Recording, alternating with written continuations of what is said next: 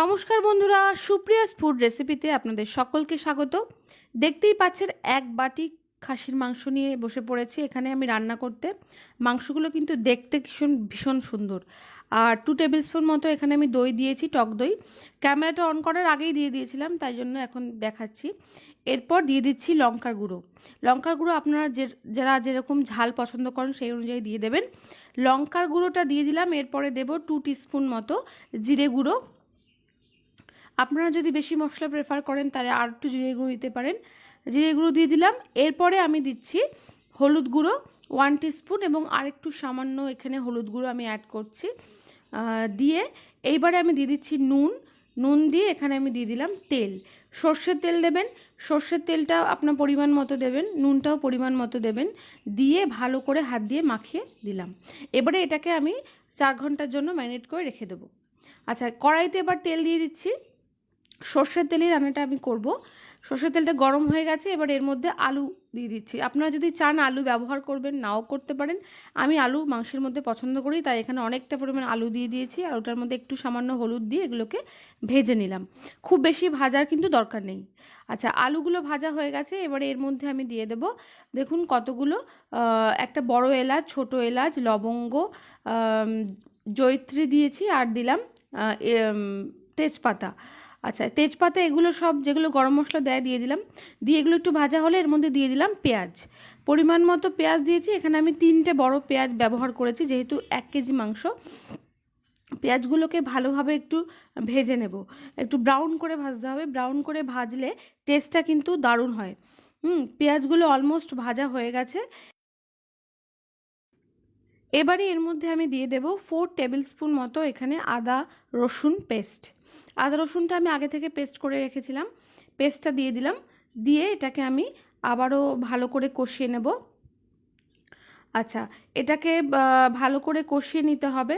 দেখুন আমি সুন্দরভাবে কষিয়ে নিচ্ছি, যেন আদা বা রসুনের যাতে কাঁচা গন্ধ না থাকে। আর এর মধ্যে দিয়ে দিচ্ছি টমেটো কেচাপ। টমেটো কেচাপটা এখানে দিয়েছি 4 টেবিল স্পুন মতো। আপনারা চাইলে এখানে টমেটো ব্যবহার করতে পারেন।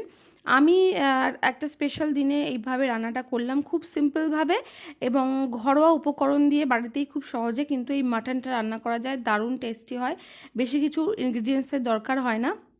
দেখুন টমেটো সসটা দিলে কিন্তু একটু মিষ্টি মিষ্টি ভাব হয় এবং টেস্টটা কিন্তু অন্যরকম লাগে খেতে। আর যেহেতু ভাজা হয়ে গেছে, এবার এর মধ্যে মাটনটা দিয়ে দিলাম।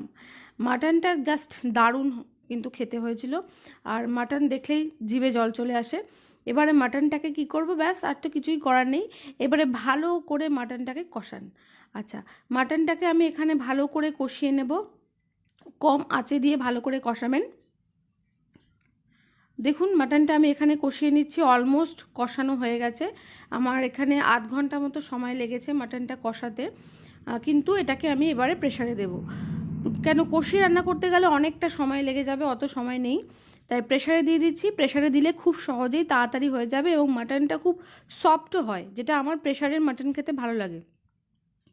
আচ্ছা, দেখুন মাটনটা আমি প্রেসারে দিয়ে দিয়েছি। এবারে পরিমাণ মতো জল দেবেন। জলটা কিন্তু পরিমাণ মতো দিতে হবে, যাতে শুকিয়ে না যায়। মাটনগুলো ডুবে ডুবে থাকবে, এরকমভাবে জলটা দিতে হবে। আচ্ছা, জল দেওয়া হয়ে গেছে। এবারে আমি ঢাকনাটা আটকে দিচ্ছি। দিয়ে আমার প্রেসার কুকারটায় 6টা সিটি দিলে মোটামুটি কমপ্লিট হয়ে যায় সেদ্ধ। 6টা সিটি আমি দিয়ে নেব। আর এদিকে কড়াইটার মধ্যে যেগুলো লেগে আছে দেখতে পাচ্ছেন, তার মধ্যে সামান্য জল দিয়ে, গরম জল দিয়ে আমি আলুগুলো এখানে সেদ্ধ করতে বসিয়ে দিলাম। আমি যখনই মাটন রান্না করি আলুটা কিন্তু প্রেসারে দিই না। দিলে কি হয়, টেস্টটা অন্যরকম হয়ে যায়, যেটা ভালো লাগে না আমার। আলুটা এইভাবে সেদ্ধ করে নিই। আলুটা দেখুন সেদ্ধ হয়ে গেছে। এদিকে আমার প্রেসারের সিটিও 6টা হয়ে গেছে। আমি মাটনটা সেদ্ধ হয়ে গেছে, নামিয়ে নেব। দেখুন মাটনটা এবারে আমি ওই ঝোলটার মধ্যে ঢেলে দিলাম, আলুর মধ্যে। এদিকে আলুটাও সেদ্ধ হয়ে গেছে, এদিকে মাটনটাও সেদ্ধ হয়ে গেছে। এইবারে একদম রেডি হয়ে গেছে। আর তো সেদ্ধ করার কিছু নেই। এর মধ্যে দেখুন গরম মশলা দিয়েছি। গরম মশলা কখন দিলাম, ক্যামেরাটা হয়তো বন্ধ হয়ে গেছিলো। যাই হোক, গরম মশলাটা অবশ্যই দেবেন নামাবার আগে। এবার ভালো করে ফুটিয়ে নিন। ব্যাস একদম রেডি হয়ে গেছে। দেখতেই পাচ্ছেন এক বাটি এখানে মাটন রেডি হয়ে গেছে। মাটন, দেরাদুন রাইস, আর এখানে আমি বানিয়েছি আজকে চাটনি, আমের চাটনি বানিয়েছি। খোসা সমেত আমের চাটনি, দারুণ লাগে। রেসিপিটা আপনাদের সাথে শেয়ার করব অবশ্যই। এছাড়া আরও রান্না করেছিলাম, শুক্তো ছিল আমার ছেলের, বাট সেটা এখানে দেখানো হয়নি। দেখুন আমি এটা খাওয়ার জন্য এখন সার্ভ করব।